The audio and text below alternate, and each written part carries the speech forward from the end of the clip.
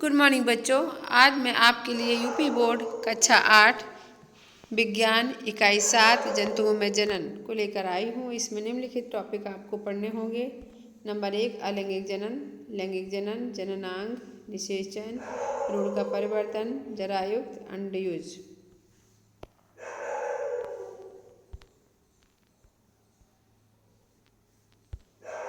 प्रजनन बच्चों, प्रजनन सजीवों का प्रमुख लक्षण है। यह एक स्वाभाविक प्रक्रिया है। अपनी जाति का अस्तित्व बनाए रखने के लिए प्रत्येक जीव अपने जैसे जीव की उत्पत्ति करता है। इसे क्या कहते हैं? जीवों की इस क्रिया को जनन कहते हैं। जंतुओं में जनन की दो विधियां हैं। नंबर 1 अलैंगिक जनन, नंबर 2 लैंगिक जनन। अब आगे देखते हैं अलैंगिक जनन किसे कहते हैं। पिछली कक्षा में आपने पौधों के अलैंगिक प्रजनन के बारे में अध्ययन किया है। अब हम लोग जंतुओं में अलैंगिक जनन के बारे में अध्ययन करेंगे। जंतुओं में बिना जनन अंग के यानी बिना जनन अंग के प्रजनन की विधि को क्या कहते हैं? अलैंगिक जनन। यह कई प्रकार से होता है कि एक क्रियाकलाप के माध्यम से हम देखते हैं। एक क्रियाकलाप के माध्यम से देखते हैं कि हाइड्रा की स्थायी सिलाइट को आवर्धन लेंस और सूक्ष्मदर्शी द्वारा अवलोकन कीजिए। दिखाई देने वाली संरचना का साफ चित्र बनाइए। क्या शरीर में उभरी हुई संरचना दिखाई दे रही है? इन उभरी हुई संरचनाओं की संख्या को भी ज्ञात कीजिए। परिपक्व हाइड्रा के शरीर में एक या एक से अधिक उभार दिखाई देते हैं। इसे क्या कहते हैं? मुकुल कहते हैं या बट कहते हैं। परिपक्व होकर जनक हाइड्रा से अलग हो जाते हैं। जो बर्ड्स हैं, जो परिपक्व हाइड्रा में बनने वाली बर्ड्स हैं, जब वो बर्ड्स परिपक्व बड़ी हो जाती हैं तो जनक हाइड्रा से अलग हो जाते हैं और नए हाइड्रा का रूप ले लेता है। इस प्रकार अपनी जाति की निरंतरता बनाए रखने के लिए अपनी जाति की निरंतरता बनाए रखने के लिए एक ही जनक द्वारा प्रजनन की क्रिया संपन्न होती है। इस क्रिया में किसी प्रजनन अंग की आवश्यकता नहीं पड़ती है। यानी अलैंगिक जनन में किसी प्रजनन अंग की जरूरत नहीं होती है। अलैंगिक जनन की यह विधि मुकुलन कहलाती है। अलैंगिक जनन की यह विधि मुकुलन कहलाती है। आगे देखिए, यहाँ पर आप चित्र के माध्यम से देख सकते हैं बच्चों, यह हाइड्रा का चित्र है। इसमें हाइड्रा की स्लाइड देखने पर आपको दिखेगा। अब देखिए, स्लाइड को देखने पर दिखेगा ये जो आउट ग्रोथ निकल रही है छोटी है अभी, और दूसरे चित्र में देखेंगे तो थोड़ी बड़ी हो गई है, और लास्ट चित्र में देखेंगे तो उससे भी बड़ी हो गई, और उसको टेंटाकल्स वगैरह, ये सब टेंटाकल्स कहते हैं, स्पर्शांक कहते हैं, ये सब निकल आए हैं। और इसी को क्या कहते हैं? ये बनने वाली संरचना को मुकुल कहते हैं। क्या कहते हैं? मुकुल। जब ये जो मुकुल है वो बड़ा हो जाता है तो अपने ये जो जनक हाइड्रा से अलग हो जाता है और एक नया हाइड्रा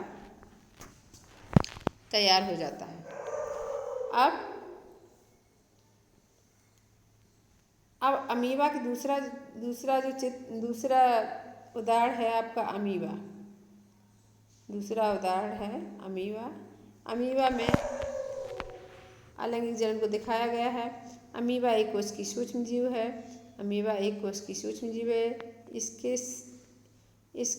इसके कोशिका के मध्य में केंद्रक होता है। अमीबा की कोशिका के मध्य में केंद्रक होता है।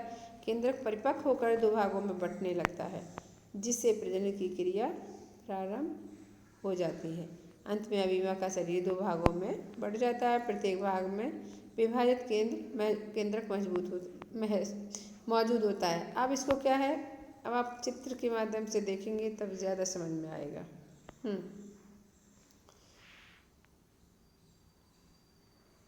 ये जो आप चित्र देखिए, ये जो आपका चित्र है यहाँ पर, यानी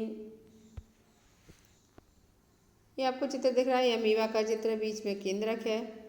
अमीबा में क्या विभाजन होना शुरू हो गया है। यहाँ पर आपको एक खाँच जैसी संरचना दिखाई दे रही है।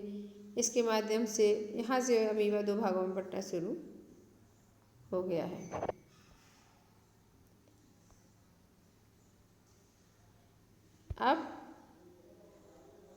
अब देखिए यहाँ पर थोड़ा सा विभाजन होना शुरू हुआ है। इसके आगे तीसरे चित्र में ये अमीबा दो भागों में बिल्कुल बंटने ही वाला है। अब आप देख रहे हैं कि दोनों एक अमीबा सेल्स से जो दो अमीबा सेल्स बनने वाली हैं और दोनों में ही केंद्रक उपस्थित है।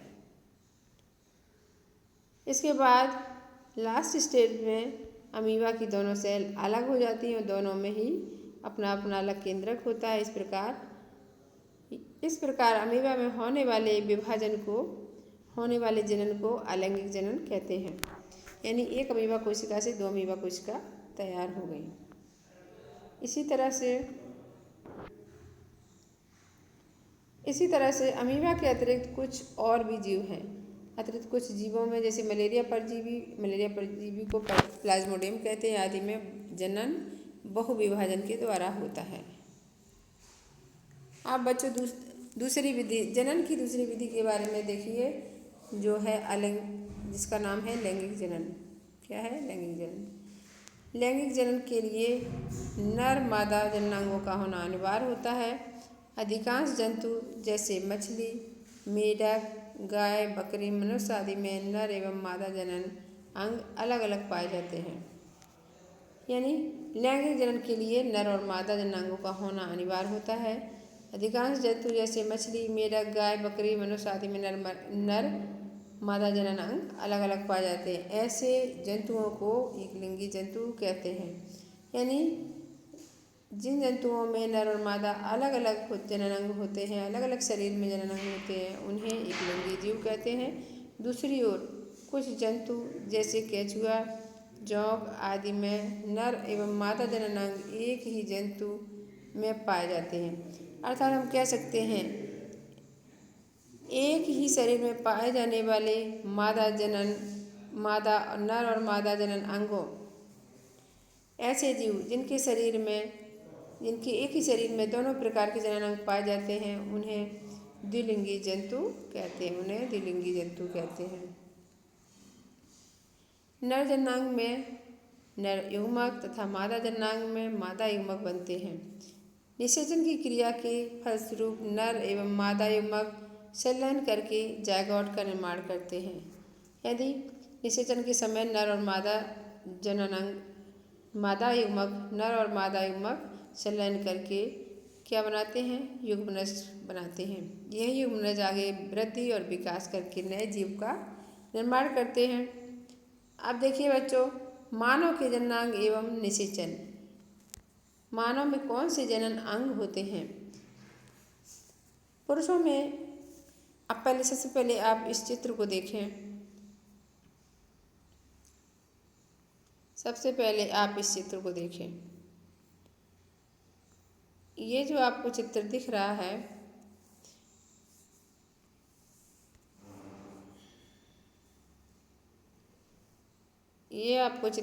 है, ये नर जनन अंग है। ये कौन से अंग है? नर जनन अंग है।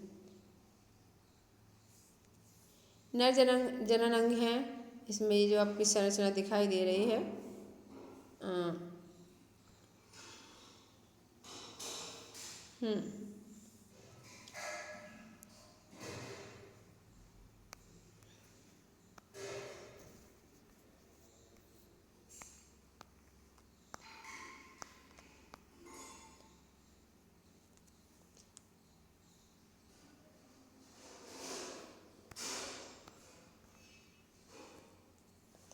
ये जो संरचनाएं दिखाई दे रही हैं इसे टेसिस कहते हैं, वृषण कहते हैं। और वृषण से जुड़ी हुई जो नलिकाएं, जुड़ी हुई अर्थात नर जननांग, यानी मानव के नर जननांग में एक जोड़ी टेस्टिस होते हैं, यानी वृषण होते हैं। उनसे जुड़ी हुई पतली पतली नलिकाएं होती हैं, जिसे क्या कहते हैं? शुक्र नलिका। जिसे क्या कहते हैं? शुक्र नलिका।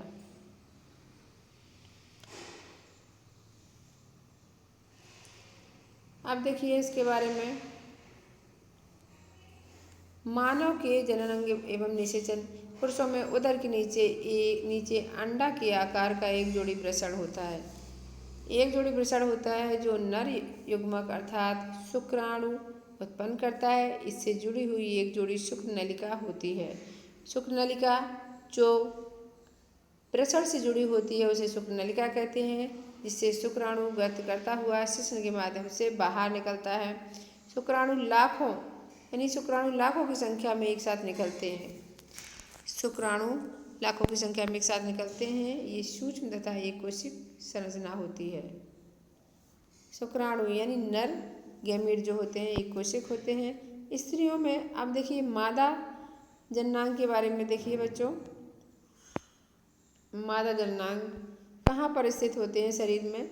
स्त्रियों में नाभि के नीचे शरीर के अंदर मादा जननांग स्थित होते हैं। इन अंगों में एक जोड़ा अंडाशय, मादा जननांग में एक जोड़ा अंडाशय होते हैं, एक जोड़ा अंडवाहिनी, अंडाशय से जुड़ी अंडवाहिनी तथा एक गर्भाशय होता है। और अंडाशय में क्या बनते हैं? अंडे, यानी अंडाशय में अंडाणुओं का निर्माण होता है। अंडाणु भी एक कोशिक संरचना है। यानी मादा गैमीट और नर गैमीट दोनों ही एक कोश की होते हैं। अंडवाहिनी में शुक्राणु आकर अंडाणु से संलयित होता है। अंडवाहिनी में शुक्राणु आकर अंडाणु से संलयित होता है। संलयन की क्रिया क्या कहलाती है? निषेचन। मादा शुक्राणु और अंडाणु के मिलने की क्रिया को निषेचन कहते हैं। निषेचन के बाद यह गति करते हुए गर्भाशय में आकर रोपित हो जाता है। निषेचित अंडाणु को जायगोट कहते हैं। निषेचन के पश्चात बनने वाली संरचना को क्या बोलते हैं? युग्मनज या फिर जायगोट। मनुष्य एवं अन्य जंतुओं में जैसे गाय, भैंस, बकरी, बिल्ली, कुत्ता आदि में निषेचन की क्रिया मादा के शरीर के अंदर होती है। मादा के शरीर के अंदर होने वाले निषेचन की क्रिया को आंतरिक निषेचन कहते हैं।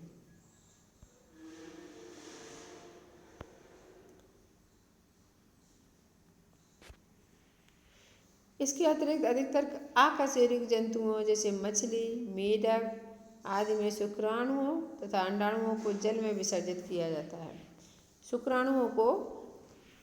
शुक्राणु और अंडाणुओं को जल में विसर्जित किया जाता है और जल में शुक्राणु अंडाणुओं से मिलते हैं। इस प्रकार वो निषेचन की क्रिया संपन्न होती है। जंतु के शरीर के बाहर यानी जो जंतु के शरीर के बाहर जो प्रजनन जो जनन जंतु यानी जंतु के शरीर के बाहर होने वाले निषेचन को क्या कहते हैं? बाह्य निषेचन। क्या कहते हैं बच्चों? बाह्य निषेचन। और जो शरीर के अंदर होता है निषेचन उसे कहते हैं अंतः निषेचन। भ्रूण का इसके अलावा एक और इम्पोर्टेंट बात यह है, यहाँ पर एक चित्र दिया है। ये चित्र है जो मादा जननांग का है। ये जो इसमें भी पीले कलर की एक जुड़ी संरचना दिख रही है, इसे अंडाशय कहते हैं। क्या कहते हैं? अंडाशय। अंडाशय से जुड़ी नलिकाएं जो होती हैं वो गर्भाशय से अटैच हो जाती हैं। तो इन नलिकाओं को जो अंडाशय से जुड़ी होती हैं उन्हें अंडवाहिनी कहते हैं। ये अंडों को कैरी करते हैं, अंडों को गर्भाशय तक ले जाते हैं। और ये जो आपका दिख रहा है त्रिकोणीय संरचना दिख रही है उसे गर्भाशय कहते हैं।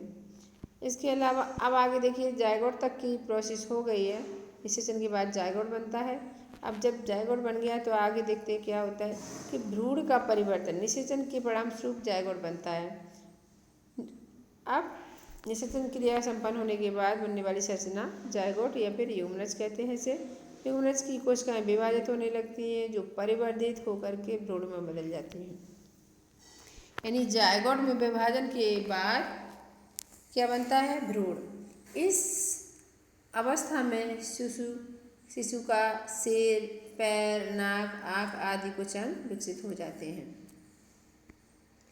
जब भ्रूण विकसित होते हुए शरीर के सभी अंगों का निर्माण कर लेते हैं, यानी जब भ्रूण विकसित होते हुए शरीर के सभी अंगों का निर्माण कर लेती है तब यह अवस्था गर्भावस्था कहलाती है। गर्भ का विकास पूरा हो जाने पर माँ शिशु को जन्म देती है। अब हम माँ शिशु को जन्म देती है। इस प्रकार नवजात शिशु का जन्म नर एवं मादा युग्मकों के संलयन के फलस्वरूप होता है, जिसके कारण शिशुओं में माता एवं पिता दोनों के लक्षण पाए जाते हैं। यहाँ पर बच्चों फ्लो चार्ट के माध्यम से हम निषेचन को समझेंगे। ये क्या है? मेल और यहाँ पर इस साइड क्या है? फीमेल। मेल मीन्स पुरुष और फीमेल मीन्स स्त्री। मेल से जो बनते हैं वो शुक्राणु होते हैं और उनका दूसरा नाम है नर युग्मक। शुक्राणु को ही नर युग्मक कहते हैं। फीमेल से क्या बनते हैं? अंडे। फीमेल से अंडे या अंडाणु बनते हैं, जिसे मादा युग्मक कहते हैं।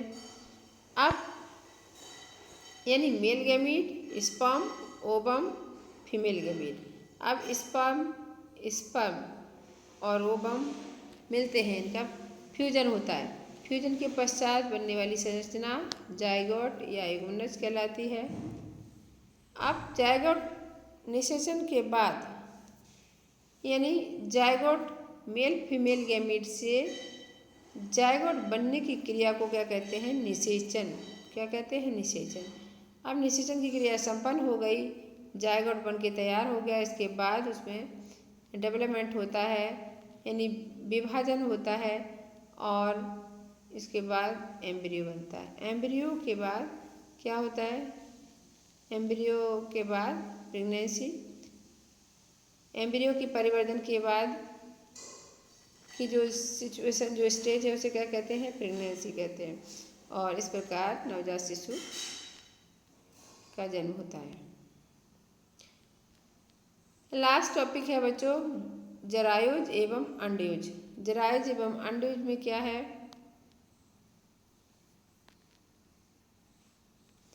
आपने अब तक जाना है कि कुछ जंतु शिशुओं को जन्म देते हैं और कुछ अंडों को।